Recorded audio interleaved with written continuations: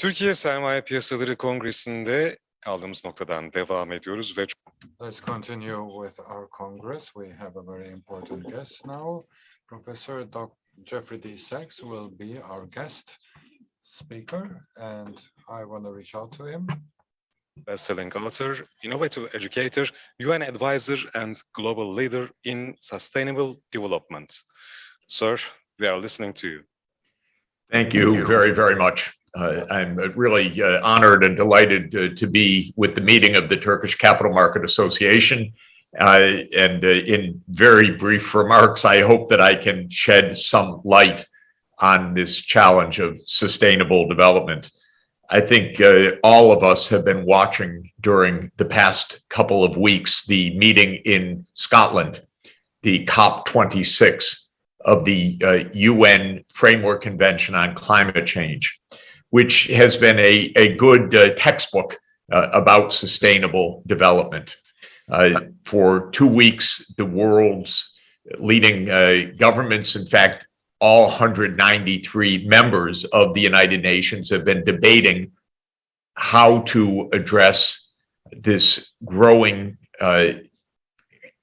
enormous and extraordinarily dangerous challenge of human-induced climate change. And we saw during this conference some forward movement, but we also saw the continuing challenges and divisions in the world. And I would like to reflect especially how they relate to Turkey. I think we saw the whole world agreeing how dangerous the climate change is, and the final agreement of the conference reiterated that we must make all efforts to stay below 1.5 degrees Celsius warming in a world that already has exceeded 1 degree Celsius warming. We're close to 1.2 degrees warming of Earth compared to the temperature on average before the industrial era. We're very close to that 1.5 degree limit. And the consequences of the warming already are being felt everywhere, certainly in Turkey, with serious droughts at an increasing frequency. Even hydroelectric power is threatened by the drought conditions, forest fires all over the world. We are seeing heat waves, rising sea levels, and extreme storms, floods, hurricanes of increasing intensity, hundreds of billions of dollars lost to climate disasters. So the world agreed to stay below 1.5 degrees C, but it did not agree clearly on how to do so. And this comes to Turkey's case. In the run-up to COP26, of course, the government of Turkey committed to decarbonization, which is the vital commitment, and it committed to decarbonization by the year 2053. This is a huge challenge for Turkey because Turkey is a fossil fuel-based economy where more than 80% of the primary energy today comes from fossil fuels, coal, oil, and natural gas. And where even as late as 2019, the government was increasing the build out of coal-based, lignite-based thermal plants. So the government, to align with the Paris Agreement, announced properly the intention to decarbonize. But what is the plan? I think the fact of the matter is that we see all over the world, governments are making commitments, but there is not yet a consistent and coherent plan of action to achieve the goals. And this is where I would urge Turkey's public sector and private sector and academic sector to work together in the coming year to get specific. How could such a bold objective actually be achieved? It's going to be extremely important for Turkey and for all countries to achieve this goal, not only for climate safety, but for economic competitiveness. As you know, the European Union is moving forward on carbon adjustment border mechanisms, that is essentially taxes on imports into the European Union based on the carbon content.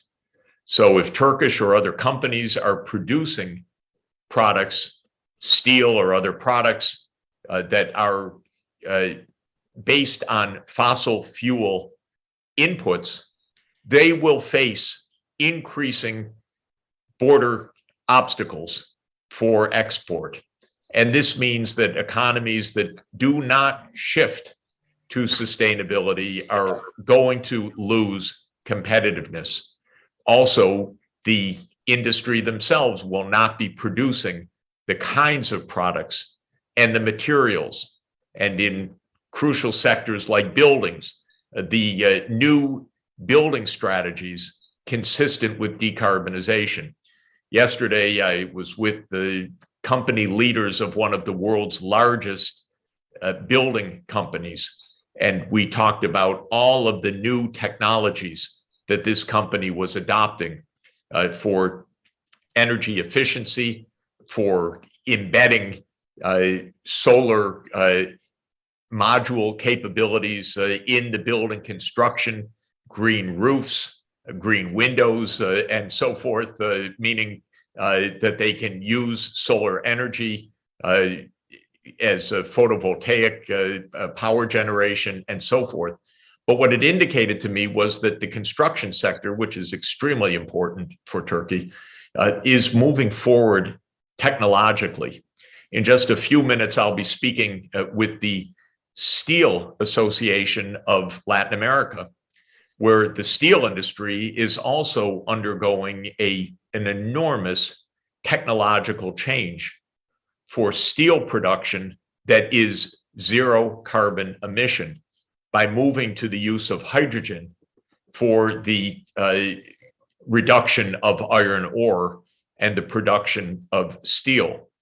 So the message that I have for the Turkish Capital Market Association and for the government of Turkey and for my friends in Turkish academia is how important it is for government, business, and the academic sector to work intensively now to examine the most favorable pathways for Turkey's commitment to decarbonize by 2053, with a view towards keeping Turkey in the technological front lines on this transformation, keeping Turkish companies globally competitive, and of course, actually achieving the transformation within Turkey to net zero, which is just 28 years to mid-century, and so 31 years until Turkey's committed date. This is a very, very short period of time. We know the basic strategy that is needed for decarbonization. Turkey has relied, of course, on hydropower in addition to coal, oil, and gas, but really relatively little on wind and solar energy, which Turkey has in abundance. This, I think, is an obvious place for a massive breakthrough for Turkey's energy transformation. In the Black Sea region, in the Eastern Mediterranean region, in Anatolia, there's huge wind power potential. Across Turkey, there is enormous solar energy potential. And one needs land use strategies and a power transmission strategy and a energy market reform strategy to both enable and encourage the rapid uptake of these green technologies. Also, Turkey should be producing photovoltaic modules. It should be producing wind turbines Buraya because baktığınız Turkey, zaman güneş türbinleri excuse me? Pardon? Yes, excuse me, as I'll just finish shortly. Göstereceğim hemen. Vakit uyarısı geldi. Could people mute, please? Information is making sure that this is an inclusive and sustainable transformation, that all parts of Turkish society will benefit from the changes ahead in terms of the job creation, in terms of the regional development, in terms of the access of all people in Turkey to their economic needs and expectations. And that's why the energy transformation and the sustainable development transformation needs to be put in the broader context of the sustainable development goals.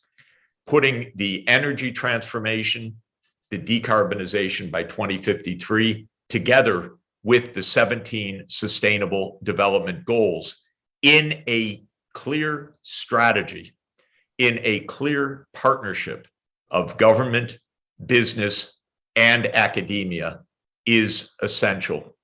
And one more element that I think is crucial, and that is regional cooperation.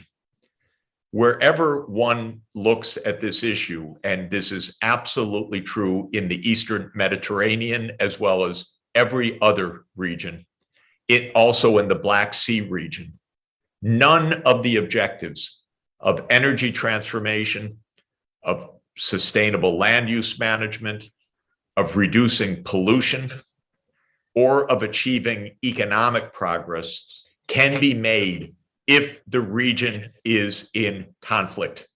And so I would strongly urge all countries in the Eastern Mediterranean region, and of course, Turkey also is very closely associated economically with the Middle East, with the Black Sea region, with the Western Balkans region. I would strongly encourage turning the page on past conflicts and working at a regional level across national boundaries for the energy transformation and for a power system that embraces the entire region and shares the renewable energy across the Eastern Mediterranean, the Middle East, the Western Balkans, and the European Union area. This will make for far more efficiency and far more productivity. So to summarize, there is no doubt that every country must make serious plans of action to mid-century. There's no doubt that this requires close collaboration of business, government, and academia. And there is no doubt that success requires close regional cooperation. We have to be past the age of regional feuds and into the age of shared sustainable development. I thank you for allowing me to make these brief remarks. I'm most grateful to the Turkish Capital Market Association for the invitation. I look forward to being in Istanbul early in 2022 so that I can see friends and colleagues and counterparts in person. And I hope that we continue this discussion. I have no doubt that Turkey's role in the global challenge is enormous and positive. I have great confidence in your country. It can be a dynamic leader, and I very much look forward to Turkey's dynamic leadership role in this regional and global challenge. Thank you so much for having me. Thank you very much.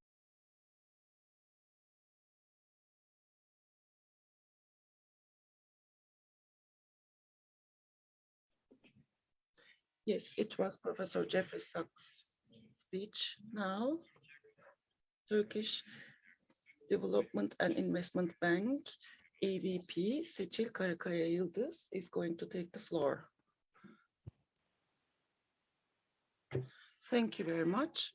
Distinguished guests, first of all, I would like to salute you all on behalf of Turkey Development and Investment Bank, and I hope that this Congress is going to be fruitful for all the parties. As Turkish Development and Investment Bank, we are more than happy to sponsor this very valuable Congress organized by Turkish Capital Markets Board. We are more than happy to be a part of it.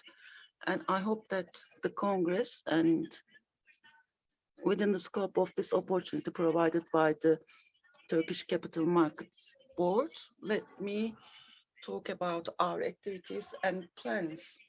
We do have a history of 46 years, and during his history, from the development financing institutions, thematic resources have been brought to the country and finance companies. In 2018, with the change in the law, investment banking and Turkey Development Fund have been added to our umbrella, and this was a milestone for our bank. And in 3 years of time, with the support of technical teams, a very strong investment banking team have been created. Our team of investment banking since its establishment has been contributing and serving for the development of our country and alternative financing instruments, diversifying the products in capital markets and deepening capital markets. They have been exerting great efforts in that regard. And in the transformation journey of our bank in the financial services, there were three main fields, and we gathered them together under one roof. And we wanted to have one-stop shop called by the foreigners. All the products and services can be provided by one single institution. And of course, our reason of existence, our mission, this needed to be done within that scope. And this is how we did it. In our last 3 years transformation process, third main field of the financial markets, in order to meet the needs of the companies in the seek of capital, we established Turkey's Development Fund, and we contributed to the capitals of the companies in the prioritized regions of Turkey. Within the scope of our country's 11 development action plans, energy, industry, infrastructure, tourism, health investments, we finance them, and it's our purpose and the most fundamental mission of the development bank. Us as the development bank of the public, we know our responsibility, we know our burden on our shoulders, and we have diversified our products and services, and we continue to take the role of being a pioneer in our economy, providing long-term resources from abroad, manufacturing industry, renewable energy, energy efficiency, tourism, finance, and health in different sectors. We are financing impact investments in different fields, and we will continue doing so with long-term investment and mutual loans. We are supporting regional development. We are supporting the employment issue. And while doing so, our fundamental mission is also to lessen the effects of the climate change, all in social, financial, and environmental manner. And we have taken important steps, and we will continue taking those steps in the future to combat against those emerging issues. And $5 billion sustainability fund has been brought to our country, $1.8 billion of which have been brought to our country in the last 3 years of transformation. With these funds, renewable energy, energy efficiency, employment, women's employment, immigration, all these development themes have been touched, and the companies that we finance, we try to develop them from environmental wise, and we wanted to have sustainable investment, and we contributed to create an impact investment environment, and we have been the pioneer in that regard. And while doing so, with our responsible banking concept, with the loan size and the sector, our routine decision-making processes, environmental and social risks are also being evaluated. And within this framework, we are the 138 institutions signing the impact principles. And in Turkey, in order to have an impact investment, we are the founding member of it. And UN Environmental Program Finance Initiative, and also its effect in order to increase the effect of the banking sector in the problematic banking principles, we are signatory partners. Önemli çevre girişimlerinden biri olan CDP And CDP climate change reporting gave us the A+ rating, and 63% of our portfolio consists of sustainability-based funds. And now we are contributing to 13 of 17 SDGs. And with all the financed project, we help eliminate 3 million tons of emissions from electricity distribution companies to many different utility companies. Facilities, plants, and privatization of ports are some areas that we provide consultancy, and engaging new plans, developing plans, and supporting projects are some of our other focuses. And we support mergers and acquisitions, and we are ready to support investors seeking to gain new sources of revenues. Let's continue with our goals in capital markets. The ultimate mission is to develop, deepen, and make sure that capital markets become widespread. So we want to introduce innovative products. We want to develop new products and implement best practices. And we have mobilized our teams to reach our goals. Within this scope,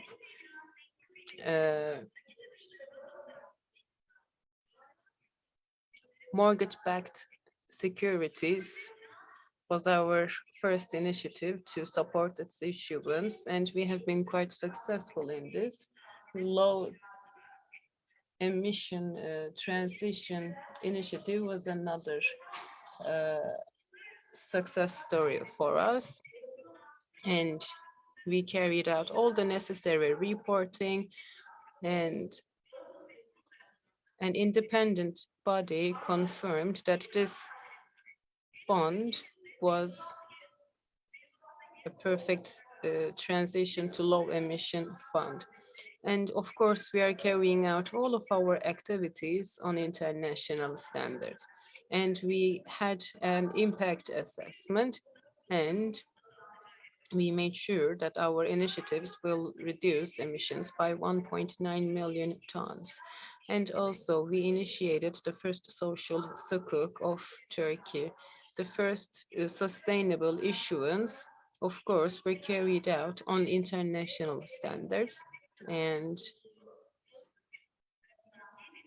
eligibility of this initiative was again confirmed by a third party.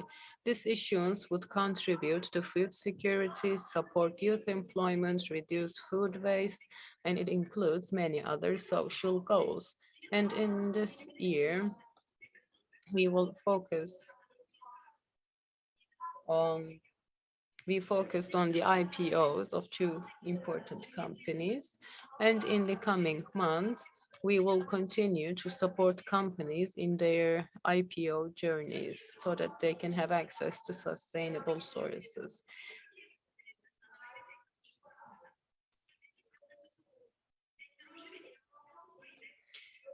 The Technology and Innovation Fund, initiated by the ministry and with 3 venture capitals, we increased our managed assets to 1 billion. And of course, Development Capital Portfolio Company is responsible of this initiative. We invested in 2 companies and 3 funds so that we could support technology initiatives and mid-cap companies. And we want to be successful in our sustainability transformation. Let me emphasize once again that as the development bank, we have a strong sustainability mission and we have a strong foundation, and will continue to work relentlessly to finance sectors, to develop capital markets and to deepen it. As a public development bank that has successfully completed its transformation, I can assure you that you will hear our name more and more in the future, because sustainability and sustainable development that are our core mission would only be possible if all parties have awareness, and this is only possible if we talk about sustainability more.